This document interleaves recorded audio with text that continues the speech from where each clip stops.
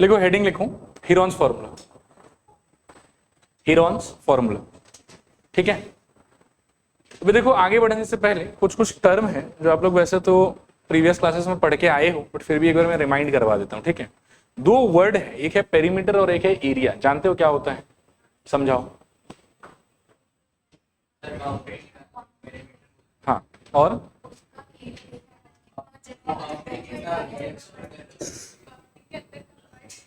Boundary के अंदर का पार्ट, ठीक है। मतलब लगभग क्लियर है आप लोगों की पेरीमीटर क्या होता है और एरिया क्या होता है। मैं भी थोड़ा सा एक बार कोशिश करता हूँ समझाने का। देखो, सर्कल के कॉन्टेक्स्ट में बात करते हैं एक बार। मान लो कि जैसे ये सर्कल है, तो ये ग्रीन कलर का जो भी चीज बना के रखा हुआ है, ये ऐसा क्या हो गया? बाउंड्री। और बाउंड्री को ही हम दूसरे सेंस में क्या बोल सकते हैं? पेरीमीटर। बाउंड्री के टोटल लेंथ को ही हम दूसरे सेंस में क्या बोल सकते हैं? पेरीमीटर। फिर ये जो बाउंड्री है, ये अपने अंदर एक रीजन एनक्लोज करता है। क्या एनक्लोज करता है बताओ? रीजन। उस रीजन को सपोज करके मैं दूसरे कलर से बना देता हूँ, तो इस ग्रीन वाले बाउंड्री के अंदर का जो रीजन है, उसको सपोज करके मैं ये व्हाइट कलर से शेड कर, ठीक है। तो ये जो रीजन है, इस रीजन के टोटल वैल्यू को ही हम लोग बोलेंगे इसका एरिया। याद रखना है, टोटल बाउंड्री लेंथ को हम लोग क्या बोलेंगे? पेरीमीटर। और उस बाउंड्री के अंदर जो फंसा हुआ रीजन होगा, उस रीजन के वैल्यू को, उसके मेजरमेंट को हम लोग क्या बोलेंगे? एरिया। ये दोनों वर्ड मेरे ख्याल में क्लियर होना चाहिए आप लोगों को सबसे पहले, ठीक है। एक बार इसको पढ़ के देखो। In earlier classes, we have studied areas of some plane figure such as rectangle, square, perimeter, right angle, triangle, quadrilateral, etc. इन सब का फॉर्मूला आप लोगों को बताया जाता है। एक बार रिमाइंड करा देता हूँ। रेक्टेंगल के एरिया का फॉर्मूला क्या था? Length into breadth. स्क्वायर के एरिया का फॉर्मूला क्या था? Side into side. Perimeter word को इग्नोर करो। राइट एंगल ट्राइंगल का एरिया का formula half into base into height. Quadrilateral का रहे तो उसमें तो लाइन बना बना के करना पड़ता, तो स्टैंडर्ड कोई फॉर्मूला है नहीं, ठीक है। नेक्स्ट ग्रीन वाले लाइन को देखो। The length of boundary of a close figure is called perimeter of the plane figure. जो आपको यहाँ समझाया कि टोटल बाउंड्री का लेंथ जो है उसको क्या बोलेंगे हम लोग? पेरीमीटर। फिर उसके आगे देखो क्या है? A part of the plane enclosed by the simple closed figure is called plane region and the measurement of the plane region is called area।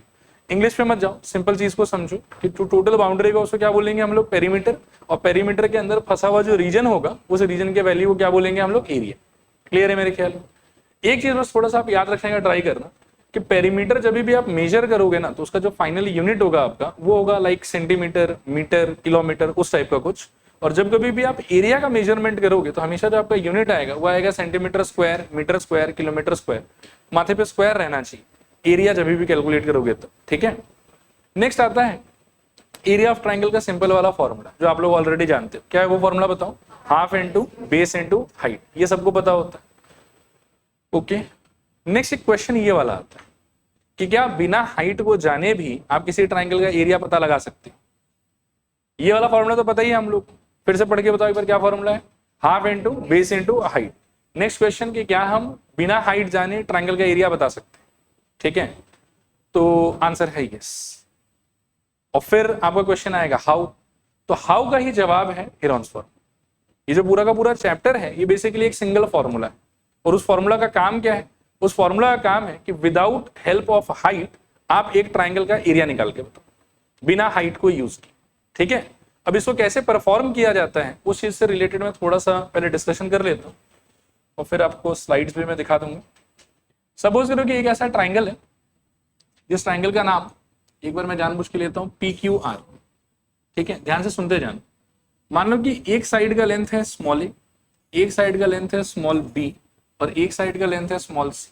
अब ये ABC का कुछ ना कुछ वैल्यू होगा, 5, 6, 7, 8, 9, 10, कुछ उस टाइप का, ठीक है ना। ये इन्फॉर्मेशन आपको दिया हुआ रहेगा और आपको कोई भी ट्राइंगल का हाइट नहीं बताया हुआ है। और इस सिचुएशन में इतने से इन्फॉर्मेशन के हेल्प से आपको इस वाले ट्राइंगल का एरिया बता, और एरिया बताना है इन द सेंस कि इसके अंदर ये जो फंसा हुआ रीजन है, इस रीजन का आपको वैल्यू बता, ठीक। अब इस वैल्यू को बताने के लिए there is a formula which is known as Heron's formula, which is the name of the chapter as well, ठीक है। मेरे ख्याल में आइडिया आप लोग के लिए। अब आप देखो कि वो फॉर्मूला वर्क कैसे कर, उसको समझते हैं थोड़ा सा हम लोग। इस ट्राइंगल का आप मेरे को पेरीमीटर बता सकते हो? पेरीमीटर इक्वल्स टू, अभी थोड़ी देर पहले मैंने क्या समझाया आपको? Total boundary length. इसका एक साइड का बाउंड्री कितना लंबा है? A लेंथ का। दूसरा साइड का बाउंड्री कितना लंबा है? B लेंथ का। तीसरा साइड का बाउंड्री कितना लंबा है? C लेंथ का। तो जो पेरीमीटर का वैल्यू है, वैसे आप P से कंफ्यूज मत कर लेना, थोड़ा सा PER लिख देता हूं। पेरीमीटर कितना आ जाएगा बताओ? A प्लस B प्लस, फिर एक वर्ड आता है जिसको हम लोग बोलते हैं सेमी पेरीमीटर। क्या बोलते हैं बताओ? Semi perimeter. सेमी सर्कल का मतलब क्या होता है? पूरा सर्कल की आधा सर्कल। वैसे ही सेमी पेरीमीटर का मतलब क्या होगा, आधा पेरीमीटर। तो सेमी पेरीमीटर को हम रिप्रेजेंट करते हैं एस से, और इसका मतलब होता है आधा पेरीमीटर। तो पूरा पेरीमीटर होता था A plus B plus C, तो सेमी पेरीमीटर हो जाएगा A plus B plus C divided by 2। आया मेरे ख्याल में समझ में?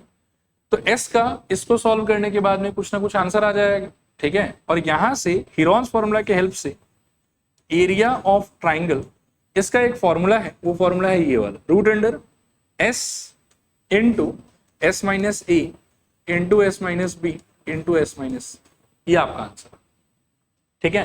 किसी भी ट्राइंगल का आपको हाइट नहीं दिया जाएगा, आपको बेसिकली क्या क्या दिया जाएगा बताओ, उसका तीनों का तीनों साइड। तो तीनों साइड का सम निकाल के आप सबसे पहले क्या निकाल सकते हो, पेरीमीटर। पेरीमीटर के बाद में आपको निकालना है सेमी पेरीमीटर। सेमी पेरीमीटर कैसे निकलेगा, पेरीमीटर का आधा करके। सेमी पेरीमीटर का जो भी आंसर आएगा उसको आप अपने हिसाब से एस बोलो, ठीक है। और उसके बाद डायरेक्टली आप एरिया ऑफ ट्राइंगल का ये वाला फॉर्मूला अप्लाई करो, और एरिया ऑफ ट्राइंगल का ये वाला जो फॉर्मूला है उसमें एस का वैल्यू आपको सेमी पेरीमीटर से मिलेगा। और ए बी सी जो है वो आपके ट्राइंगल का 3 साइड है। आप किसी भी साइड को ए, किसी भी साइड को बी और किसी भी साइड को सी बोल सकते हो, उससे कोई फर्क नहीं पड़ेगा, आंसर हर बार आपका सेम आएगा। तो this formula is basically known as what, Heron's formula. और ये इतना इंपॉर्टेंट क्यों कि पूरा का पूरा एक चैप्टर इसके नाम पे डेडिकेट करना पड़ा। तो ये इंपॉर्टेंट इसलिए है बिकॉज बेसिक आइडिया सबके दिमाग में यही होता है, एरिया ऑफ ट्राइंगल का मतलब half into base into height. लेकिन ये फॉर्मूला तो तब तक आप यूज कर ही नहीं सकते अगर आपको हाइट पता ही नहीं है, ठीक है। तो बिना हाइट के भी एरिया ऑफ ट्राइंगल को निकालना संभव है, और इसी वजह से ये पूरा का पूरा एक चैप्टर आपको इसके नाम पे दिया हो।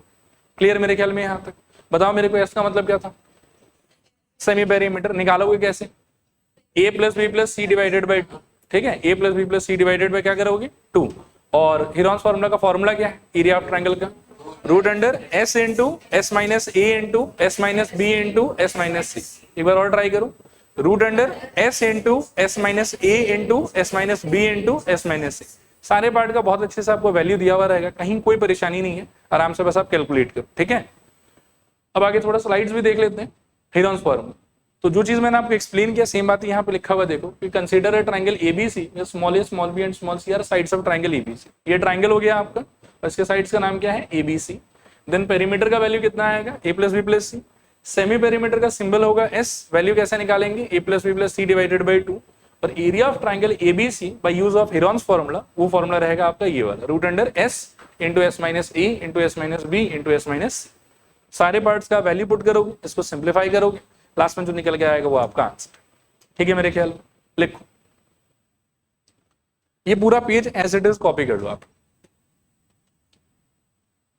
ड्राइंग भी बना लेना।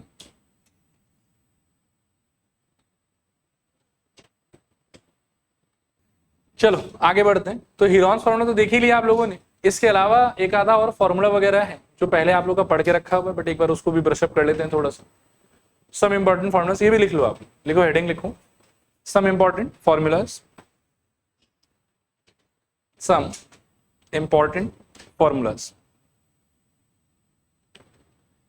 इसमें लिखो नंबर 1, नंबर 1 में नाम देना रोम्बस। Number 1 rhombus,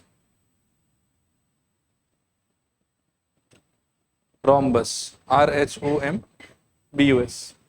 rhombus. देखो रोम्बस के बारे में पढ़ लेते हैं, ये सारा पॉइंट नहीं लिखना है आपको, आपको इसमें से 1-2 पॉइंट ही लिखना है। पहले मैं समझा देता हूँ, बट डू यू रिमेंबर कि रोम्बस क्या होता था, क्या होता था बताओ।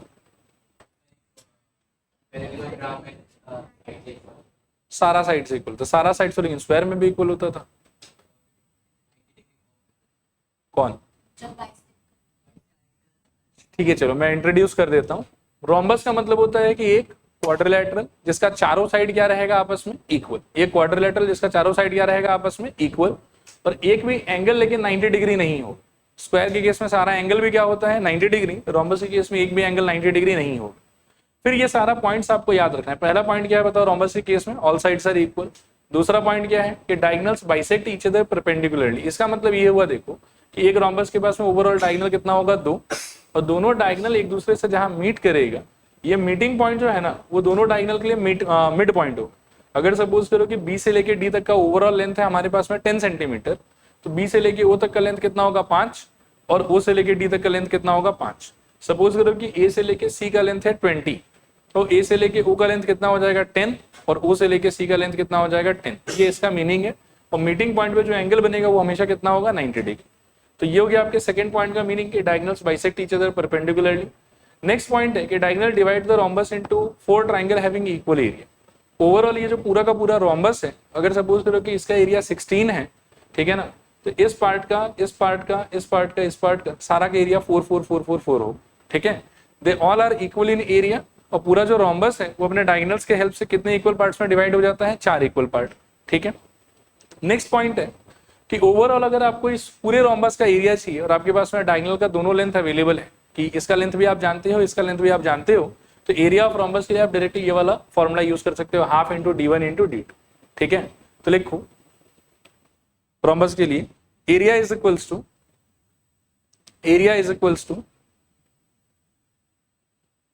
Half into d1 into d2, area is equals to half into d1 into d2, where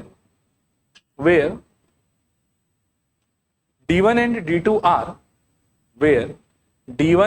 d2 are the two diagonals, where d1 and d2 are the two diagonals of the rhombus, where d1 and d2 are the two diagonals of the rhombus, ठीक है। अगला point लिखो rhombus में ही, the diagonals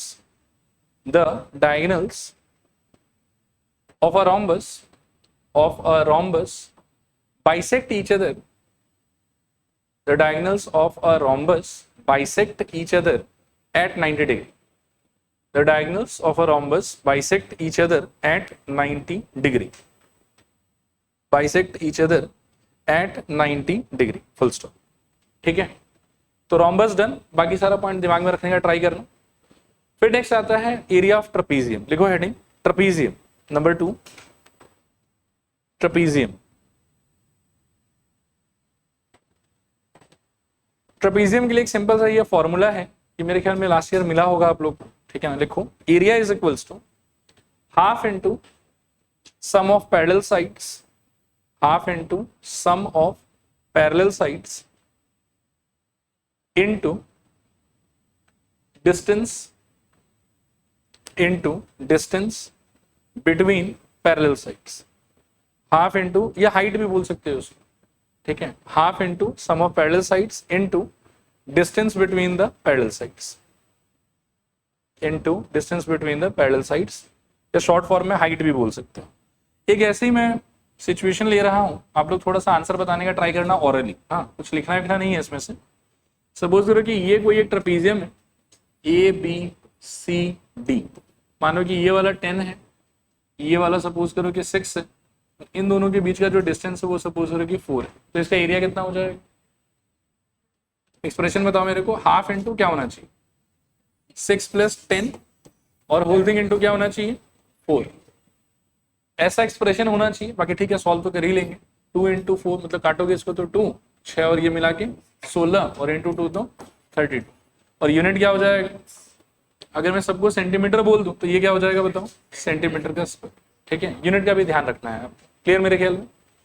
next लिखो area of equilateral triangle. Area of equilateral triangle, area of equilateral triangle, इसका भी direct formula exist करता है। ये मिला था आप लोग को लास्ट ईयर के? नहीं पता था, ठीक। लिखो area of equilateral triangle is equals to √3/4 into side square. Area of equilateral triangle is equals to √3/4 into side square, √3/4 into side square, ठीक है। अच्छा, इसका क्या एप्लीकेशन है, इसको भी थोड़ा समझने का ट्राई करते हैं। सपोज करो कि इस टाइप का कोई एक ट्राइंगल है जो इक्विलैटरल है, ठीक है ना। और इक्विलैटरल तो सारी साइड का लेंथ क्या होगा? सेम कि अलग अलग? सेम ही होना चाहिए। तो मान लो कि सब साइड का लेंथ है 10, 10 और 10, तो इसका एरिया आप डायरेक्टली क्या बोल सकते हैं? Area is equals to √3/4 into, यहाँ पर क्या था सोचो एक बार, साइड स्क्वायर। साइड स्क्वायर का मतलब क्या हो जाएगा कि साइड का लेंथ है 10, तो ये हो जाएगा 10 का square. So this is equals to √3/4 into कितना बताओ? 100, और काटोगे तो कितना आ जाएगा? 25। सो आपका आंसर हो जाएगा 25 √3, अगर सेंटीमीटर बोल रखा है तो सेंटीमीटर का स्क्वायर, इस तरीके से ऐसे इस फॉर्मूला को आप यूज कर सकते हैं। ठीक है, चलो मेरे ख्याल में हाँ आया कैसे, उसको हम लोग क्लास 10 में पाइथागोरस थ्योरम पढ़ने के बाद में प्रूव कर सकते हैं। ठीक है मतलब एक्सप्लेनेशन है, ऐसा नहीं कि नहीं। ठीक है मेरे ख्याल में। चलो नेक्स्ट अब आप लोग हेडिंग लिखो क्वेश्चंस। ठीक है, थ्योरी इतना ही है इस चैप्टर में। इसमें पहले हम एक्स्ट्रा क्वेश्चन ही कर रहे हैं सारा का सारा, और फिर उसके बाद में एनसीईआरटी को एक एक करके सॉर्ट आउट करेंगे। हाँ ये पहला क्वेश्चन है, एक बार खुद से ट्राई कर लो आप। नहीं क्वेश्चन नहीं लिखना आप लोग, बस आंसर अटेम्प्ट करो। यहां देखो एक बार डिस्कस करते हैं इसको। मेरे को बताओ कि आपको साइड्स का वैल्यू दिया हुआ है कि हाइट भी दिया हुआ है?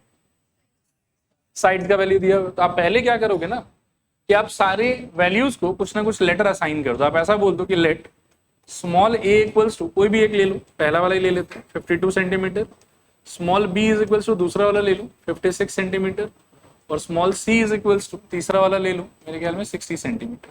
ठीक है, इसके बाद में आपको सबसे पहले निकालना चाहिए एस, जिसका मतलब होता है a plus B plus C divided by 2। तो इसका आंसर आपके आ जाएगा, देखो 52 प्लस 56 और plus 60 whole thing divided by 2। ऊपर कितना आ रहा है बताओ? 168/2, काटोगे तो कितना आ जाएगा? 84। तो ये आ गया आपके एस का आंसर। ठीक है, नेक्स्ट आपको निकालना है एस माइनस ए का आंसर, वो कितना हो जाएगा? 84 माइनस आई थिंक 52, और सॉल्व करके ये कितना आ जाएगा बताओ? I think 32। फिर एस माइनस ए के बाद आपको निकालना चाहिए एस माइनस बी का आंसर, ये कितना आ जाएगा बताओ? 84 माइनस मेरे ख्याल में 56, तो ये कितना आ जाएगा बताओ? 28। फिर एस माइनस बी के बाद में आपको निकालना चाहिए एस माइनस सी, ये कितना आ जाएगा बताओ? 84 minus 60 that is equals to 20। ठीक है, और ये सारा निकल जाने के बाद अब आपको फॉर्मूला अप्लाई करना है कि area is equals to root under S into S minus A into S minus B into S minus c, this is equals to s का आंसर कितना आया था? 84, एस माइनस ए कितना आया था? 32, एस माइनस सी कितना आया था? सॉरी एस माइनस बी कितना आया था? 28, और एस माइनस सी कितना आया था? 24। यहां तक तो सबका आ गया होगा।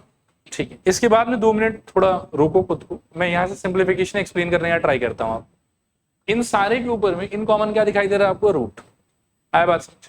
तो इसको सॉल्व करने का ओवरऑल 2 तरीका हो सकता है। एक तरीका हो सकता है कि आप खूब मेहनत करो, खूब मेहनत करो इन द सेंस कि जितना बड़ा बड़ा नंबर आपको दिखाई दे रहा है सबको आप प्राइम फैक्टराइज करो, और प्राइम फैक्टराइज करने के बाद में जितना भी कॉमन फैक्टर्स वगैरह है उन सारे का पावर जो है आप कंबाइन करो, और कंबाइन कर आप सॉल्व करो। कहीं कहीं पे आपको वो वाला अप्रोच भी करना ही पड़ेगा अगर कुछ अच्छे से समझ में नहीं आ रहा है तो। और दूसरा अप्रोच ये हो सकता है कि इन सारे नंबर्स को आप प्रोडक्ट में ब्रेक करो, और ब्रेक करते समय आपका पर्पस ये होना चाहिए कि उन दोनों पार्ट में से कम एक पार्ट तो परफेक्ट स्क्वायर हो। जैसा फॉर एग्जांपल 32 का मेरे को क्लियरली समझ में आ रहा है कि 16 इंटू 2 अगर लिखूंगा तो 16 तो परफेक्ट स्क्वायर नंबर है। आया बात समझ? 28 का क्या कर सकता हूँ? 14 इंटू 2 कर सकता हूँ, लेकिन फायदा कुछ नहीं है, ना तो 2 परफेक्ट स्क्वायर है और ना ही 14 परफेक्ट स्क्वायर है। बट 7 इंटू 4 करेंगे तो 4 एक परफेक्ट स्क्वायर निकल जाएगा। आया बात समझ? इसी तरीके से 84 का भी सोचना होगा हम लोग को, और सोच सोच के ना जितने को आप परफेक्ट स्क्वायर में ब्रेक कर सकते हो उतना आप एटलीस्ट ब्रेक कर। ठीक है, आओ करके दिखाता हूँ। एक बार लिखना मत, हो सके तो अच्छे से देखना। 84 का थोड़ा सोच रहा हूं अभी भी कि क्या करना है। 32 का तो समझ में आ गया ना, क्या करना है बताओ? 2 इंटू 16। 28 का भी समझ में आ गया मेरे को, क्या करना है बताओ? 7 इंटू 4 या 4 इंटू 7। 24 का क्या कर सकते हो? 6 इंटू 4 कर सकते हो, चलो बढ़िया 6 इंटू 4। ठीक है, और 84 का क्या सोच सकते हैं? 21 इंटू 4। ठीक है चलो 21 इंटू 4 चलेगा। 21 इंटू 4 में 4 तो कम से कम परफेक्ट स्क्वायर आ ही गया। ठीक है यहाँ तक। अब ये सारा का सारा एक बार के लिए ब्रेक हो गया। अब आप क्या करो कि थोड़ा सा फिल्टर करो, इसको फिल्टर करो इन द सेंस कि जो जो परफेक्ट स्क्वायर है ना उन सबको तो फटाफटा बाहर खींचो। देखना ध्यान से, इस 4 के बदले रूट के बाहर क्या जाएगा? रूट ओवर 4 का आंसर कितना होता है? 2 होता है। तो इस 4 के बदले रूट के बाहर चला जाएगा 2। ठीक है, इसके बदले क्या जाएगा? 4। इसके बदले क्या जाएगा? 2। उसके बदले क्या जाएगा? 2। अब ये लोग सबका सब तो चला गया बाहर। अब कौन कौन बचा हुआ उसको लिखो। 21 और कौन है बताओ? एक 2 बचा हुआ है, और कौन है? एक 7 बचा हुआ और एक 6 बचा हुआ। पहले तो इनका भी प्रोडक्ट कर लो, 2 4 से कितना हो जाएगा 8, 8 2 से कितना हो जाएगा 16, 16 2 से कितना हो जाएगा 32, तो यहाँ लिख लो 32, ठीक है। और ये जो है इसको फिर से आप तोड़ के रीअरेंज करने का ट्राई करो। जैसे 21 को क्या लिख सकते हो 3 इंटू 7, 6 को क्या लिख सकते हो 2 इंटू 3, तो लिखो एक बार रूट अंडर, इसको लिख सकते हो आप 3 इंटू 7, ध्यान से देखते रहना। फिर एक 2 है, एक 7 है, और 6 को आप लिख सकते हो 3 इंटू 2। अब आप देखोगे कि यहां पर भी पेयर क्रिएट होगी, जैसे 3 इंटू 3 3 स्क्वायर हो जाएगा, 7 इंटू 7 7 स्क्वायर हो जाएगा, और 2 इंटू 2 ये क्या हो जाएगा 2 स्क्वायर हो जाएगा। और जितना भी ये लोग स्क्वायर हो रहा है सबको जब आप रूट से चिपकाओगे तो सबका स्क्वायर हट जाएगा, ठीक है। तो इस 3 इंटू 3 में से बाहर क्या जाएगा 9 जाएगा कि 3 जाएगा, 3 ही जाना चाहिए। So this is equals to, ध्यान से सोचना, ये 32 है ही आपके पास में, इंटू 3 इंटू 3 के बदले एक 3 आ जाएगा, फिर 2 इंटू 2 के बदले एक 2 आ जाएगा, और 7 इंटू 7 के बदले एक 7 आ जाएगा। आया बात समझ। और सिंस सारा आदमी पेयर हो ही गया है तो एक भी एक्स्ट्रा आदमी बचा नहीं मेरे पास में, तो रूट के अंदर कुछ नहीं रहेगा। कोई कोई क्वेश्चन में ऐसा भी हो सकता है कि अंदर में एक 5 या एक 7 या एक 8 कुछ ऐसा अटक जाए आप, आया बात समझ। तो अगर अटकेगा तो भी कोई प्रॉब्लम नहीं, उसको रूट के अंदर लिख दें। मान लो कि एक एक्स्ट्रा 5 होता मेरे पास में यहाँ, तो मैं इसके साथ में लिखता इंटू रूट 5, कोई प्रॉब्लम नहीं, ठीक है। लेकिन किस्मत अच्छा रहा तो सब लोग पेयर हो जाएगा और सब लोग रूट से बाहर निकल जाएगा। अब आपका काम है कि इस सारे को मल्टीप्लाई करके लिखना है। देखो तो कितना आ रहा है 32 इंटू 6 और 7, तो ये 42, और कितना बोल रहे हैं 1344, और शुरू में यूनिट क्या दिया हुआ था सेंटीमीटर, तो सेंटीमीटर स्क्वायर। ये तरीका है इसको सॉल्व करने का। देखो आया समझ के नहीं आया समझ, ठीक है, कर लो कॉपी कर लो।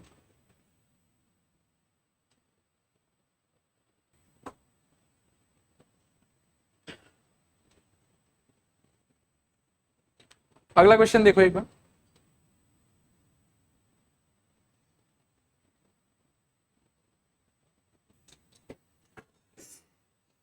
यहां देखो एक बार, ये जो साइड्स का रेशियो आपको 3:4:5 दिया हुआ है, इसको आप डायरेक्टली साइड्स का वैल्यू मान के चल सकते हो या वो उनका रेशियो है, रेशियो है। तो आप ऐसा तो नहीं बोल सकते हो शायद कि साइड का वैल्यू 3 सेंटीमीटर 4 सेंटीमीटर और 5 सेंटीमीटर हो, ऐसा कह सकते हैं कि नहीं कह सकते, नहीं कह सकते। लिखो let the sides be small a equals to 3x, small b is equals to 4x, और small c is equals to 5x। जैसे क्लास 8 में हम पढ़ते थे ना कि राम श्याम का एज का रेशियो 2:3 है, तो राम का एज को 2x और श्याम का एज को क्या लेते थे 3x। तो वैसे ही अगर आपके साइड के लेंथ का रेशियो है 3:4:5, तो आप एक साइड को मान सकते हो 3x, दूसरे को 4x और तीसरे को 5x। फिर आपको पेरीमीटर का आंसर दिया हुआ कितना 144, और पेरीमीटर का मीनिंग क्या होता है इन तीनों साइड का सम। तो आप इस चीज को इक्वेशन में कैसे कन्वर्ट कर सकते हो कि a + b + c should be equals to how much 144। लिखो again a + b + c is equals to 140। This implies a का आंसर दिया हुआ आपको 3x + 4x और + 5x इक्वल्स टू 144। जोड़ने पे कितना आ जाएगा 12x equals to I think 144, और सॉल्व करके x इक्वल्स टू कितना आएगा यहाँ से 12, ठीक है, x इक्वल्स टू 12। ठीक है यहां तक सब कुछ। आगे लिखो नाउ अगर x आपका 12 आया है तो a का आंसर कितना हो जाएगा 3 इंटू 12 36, और ये 36 क्या हुआ आपके ट्राइंगल का एक साइड, ठीक है। तो आगे लिखो नाउ a इक्वल्स टू मेरे ख्याल में 3 इंटू 12 इक्वल्स टू 36, उसके नीचे b इज इक्वल्स टू मेरे ख्याल में 4 इंटू 12 इज इक्वल्स टू 48, और इसके नीचे c इक्वल्स टू 5 इंटू 12 मेरे ख्याल में 60, ठीक है। a equals to 36, b equals to 48, c equals to 60, ठीक है। फिर आगे लिखो s equals to a + b + c divided by 2। यहाँ बोर्ड पर देखो, अगले स्टेप में आप चाहो तो 36 + 48 + 60 भी कर सकते हो, और या फिर डायरेक्टली ही पेरीमीटर का आंसर कितना दिया आपको 144, आप उसको भी यूज कर सकते हो। तो आप सीधे लिख लो इसमें this is equals to 144 divided by 2, तो कट के ये आ जाएगा आपके लिए 72, दिस इज इक्वल्स टू 72। तो इससे आपको s मिल गया। s के बाद में आपको ढूंढना होगा कि s - a कितना रहेगा, s - b कितना रहेगा, और s - c कितना रहेगा। तो S हमारा था 72, A 36, 72 minus 36 this is equals to 36। S minus B के लिए 72 माइनस 48, ये शायद हो जाएगा 24, और S minus C 72 minus 60 this is equals to मेरे ख्याल में 12। देखो यहां तक क्लियर है कि नहीं क्लियर, चलेगा सब कुछ। अब इसके अंदर एरिया का फॉर्मूला क्या लगाना है बताओ। Area is equals to root under S into S minus A into S minus B into S minus, सबका वैल्यू निकाल के रखा हुआ। एस का आंसर कितना आया था 72, एस माइनस ए का आंसर 36, एस माइनस बी का आंसर 24, एस माइनस सी का आंसर 12। अब वापस से आपको ऐसा सोचना है कि जितना ज्यादा परफेक्ट स्क्वायर में तोड़ सको उतना आपके लिए अच्छा है। 72 को क्या लिख सकते हैं 36 इंटू 2 अच्छा रहेगा, 36 इंटू 2, 36 अपने आप में परफेक्ट स्क्वायर है ही तो मत तोड़ो। 24 को क्या लिख सकते हो, नहीं 12 इंटू 2 तो काम नहीं आएगा, मतलब लिख सकते हो लेकिन फायदा कुछ नहीं होगा, तो 4 into 6 would be a better option. और 12 को क्या लिख सकते हो 4 इंटू 3 अच्छा रहेगा। अब देखो जितना परफेक्ट स्क्वायर हुआ उसको तो छान के बाहर कर दो, एक ये 36 है, एक ये 36 है, एक ये 4 है और एक ये 4 है। तो इन सारे को बाहर करोगे तो पहले 36 के बदले एक 6, दूसरे 36 के बदले फिर से एक 6, 4 के बदले एक 2 आ जाएगा और अगले 4 के बदले एक और 2 आ जाएगा, और अंदर आपके पास कुछ ऐसा बचेगा कि 2 इंटू 6 इंटू 3। ठीक है, बहुत बड़ा बड़ा नंबर है कि बहुत छोटा नंबर है, छोटा ही है मेरे ख्याल में। मन में मल्टीप्लाई करके सोच लो 2 6 से कितना होगा 12, 12 3 से कितना हो जाएगा 36 which is a perfect square again. तो अल्टीमेटली इन सारे के बदले बाहर क्या आएगा एक 6। ठीक है, तो यहां से हम कह सकते हैं कि एरिया इज इक्वल्स टू हो जाएगा अल्टीमेटली 36, 72 और 144, और यहां से एक और 6, तो 144 इंटू 6 कितना आ रहा है 864, क्या 864 सेंटीमीटर स्क्वायर, ये आपका एरिया आ गया। ठीक है, इसके बाद ये कुछ पूछा है, मतलब थोड़ा अजीब सा है, देखो तो इसका आंसर कैसे कर सकते, ये जिसके बाद वाला पार्ट कि find the area of the triangle and also find the longest height, ये वाले पार्ट का क्या कर सकते। देखो यहां देखो इस हाईलाइटेड पोर्शन को कैसे आंसर कर सकते हैं, मतलब क्या तरीका हो सकता है उसके लिए सोचो। हम कैसे जज करेंगे कि कौन सा हाई है, मतलब हाइट जो है वो लॉन्गेस्ट। तो इसके लिए एक लॉजिक, वो लॉजिक अभी मैं समझाने का ट्राई करता हूँ, उसको थोड़ा आप देख के समझने का कोशिश करो। देखो यहाँ पे एक ऊट पटांग ट्राइंगल बनाता हूँ,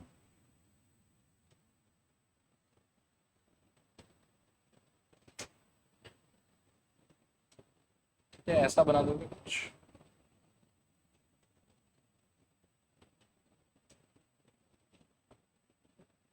ये छोड़ अलग अलग से बना लेते।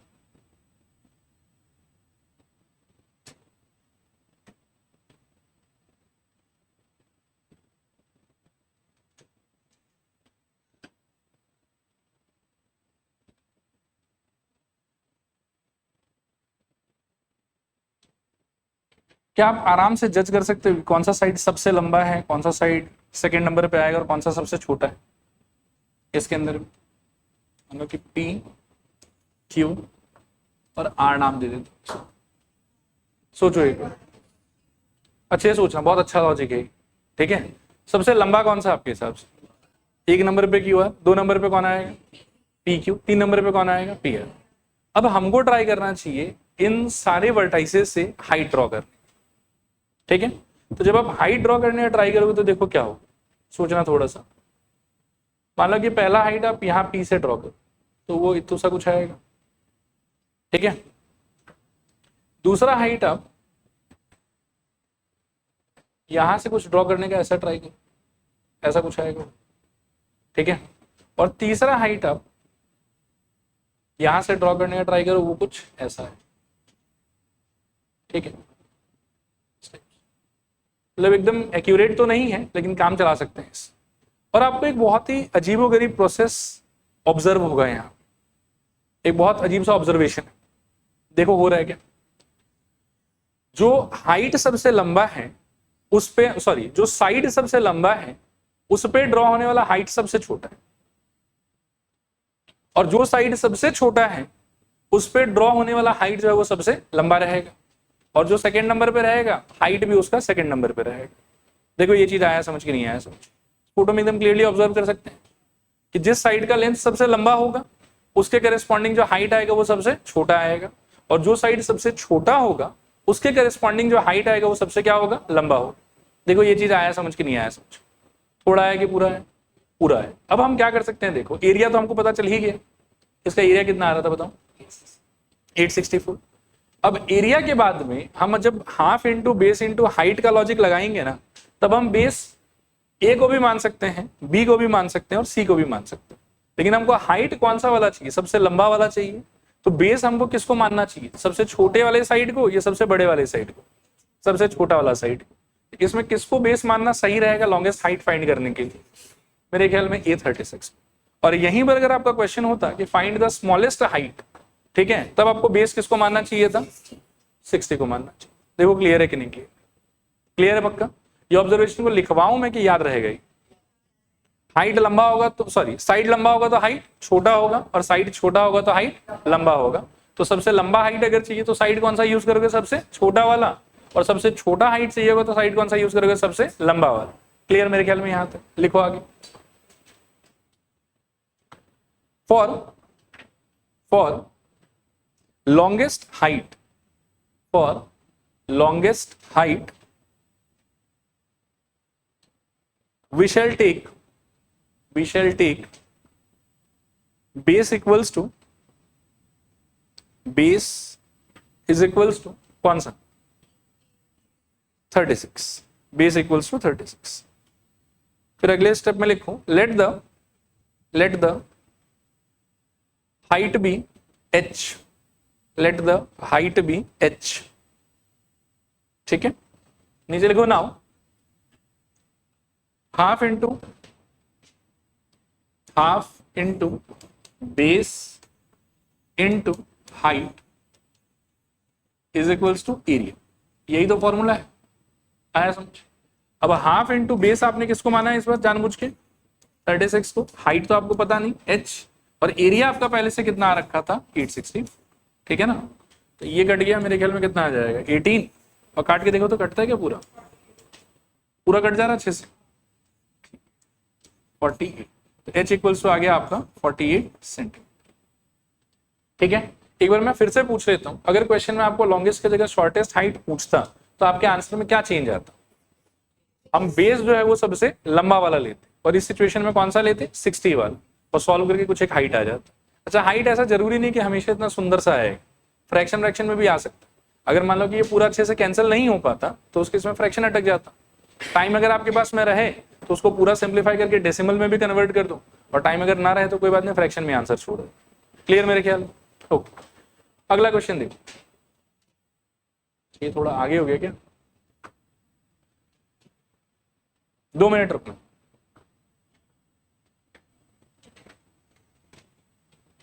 देखो इसको देखो, ट्राई करो एक बार।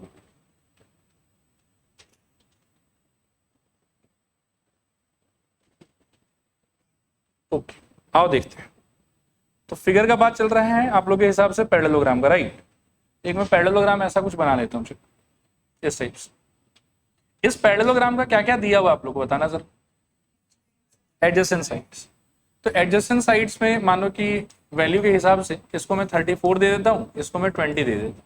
अब पैरेललोग्राम का एक प्रॉपर्टी होता है कि ऑपोजिट साइड का लेंथ क्या रहेगा, इक्वल। तो ये यदि 34 है तो ये बेचारा भी कितना हो जाएगा, 34, और ये अगर 20 है तो ये बेचारा भी कितना हो जाएगा, 20। फिर इसके बाद में आपको एक डायगोनल भी बताया हुआ है। अब ये जो डायगोनल है ये कहाँ प्लेस करेंगे हम बताओ। ऑब्वियसली इसके बीच में कहीं पे आना चाहिए, चाहे ऐसे प्लेस कर लो चाहे आप ऐसे प्लेस कर लो। और इस एक डायगोनल का लेंथ आपको कितना दिया बताओ, 42। अब आप पहले मेरे को बताओ कि ब्लूप्रिंट क्या होना चाहिए, कैसे सॉल्व कर सकते हैं हम इस क्वेश्चन। मुझे ऐसा लगता है कि अगर मैं इसको एक ट्राइंगल मानूं, इस वाले को, तो मेरे पास में सफिशिएंट इन्फॉर्मेशन है उसका एरिया निकालने के लिए। तीनों साइड तो मैं जानता ही हूँ, तो हीरोन्स फॉर्मूला की हेल्प से मैं ऊपर वाले ट्राइंगल क्या निकाल पाऊंगा, एरिया।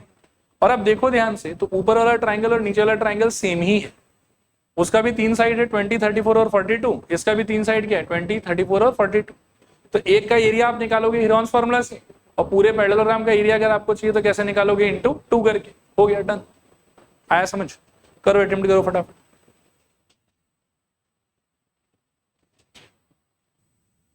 चलो देखो करते हैं थोड़ा सा डिस्कस इसको। ए को सपोज करो ले लेते हैं 30, बी को ले लेते हैं 34 और सी को ले लेते हैं मान लो कि 42। ठीक है, तो यहाँ से एस आ जाएगा मेरे ख्याल में ए प्लस बी प्लस सी अपॉन 2। सब लोग कैलकुलेशन चेक करते रहना। हाँ, तो 30 प्लस 34 प्लस 42 बाई 2। अच्छा सॉरी, ये होना चाहिए था 20 ना, 20, 34 और 42। इसके हिसाब से ये हो जाएगा मेरे ख्याल में 20 ना। तो 20, 34 और 42 मिलाया कितना आ जाएगा? तो ओवरऑल ऊपर कितना आ रहा है? 96 बाई 2 तो 48। ठीक है, ठीक है। इसके आगे देखो, s minus A, S minus B, S minus C. S minus A का आंसर आ जाएगा शायद से 48 minus 20 is equals to 28। S minus B का आंसर आ जाएगा 48 माइनस 34, तो ये आ जाएगा 14। और एस माइनस सी का आएगा 48 माइनस 42 तो 6। अब यहां से एरिया का आंसर हो जाना चाहिए, एक बार देख लेते हैं, एक सेकंड रुक। फॉर्मूला होना चाहिए S minus A, S minus B और एस माइनस सी। सॉल्व करने पे रूट अंडर एस के जगह पर शायद से 28 इंटू में 14 इंटू में 6। अच्छा हाँ, और आगे एस के जगह पर क्या रहेगा? 48। ठीक है, ब्रेक करोगे तो 48 को क्या लिख सकते हो? 16 इंटू 3 सजेस्ट करूं? 28 को लिख सकते हो 7 इंटू 4। 14 का तो कुछ कर नहीं पाओगे, ऐसे तोड़ के छोड़ दो 2 इंटू 7, और 6 का तोड़ के छोड़ दो 2 इंटू 3। तो आप देखो कि 16 परफेक्ट स्क्वायर है, 4 परफेक्ट स्क्वायर है, और बाकी 7 इंटू 7 का एक पेयर है, 2 इंटू 2 का एक पेयर है, और 3 इंटू 3 का एक पेयर है। तो अंदर तो कुछ नहीं अटकेगा, सब बाहर आ जाएगा। ठीक है, तो यहां से एरिया इज इक्वल्स टू कुछ ऐसा आना चाहिए, 16 के बदले 4, फिर 3 का पेयर के बदले 3, 7 के पेयर के बदले एक 7, 4 के बदले एक 2, और 2 के पेयर के बदले एक और 2। मल्टीप्लाई करने पे 12 इंटू 14 इंटू 2 28, कितना आ रहा है ये वैल्यू? 336। ठीक है, तो ये तो हो गया एरिया ऑफ वन ट्राइंगल, और पूरे पैरेललोग्राम का एरिया इसका डबल। Area of parallelogram is equals to 2 into 336 is equals to 672। और यूनिट क्या दिया हुआ था? तो सेंटीमीटर स्क्वायर। ठीक है, चलो आज यहीं रुक जाएंगे।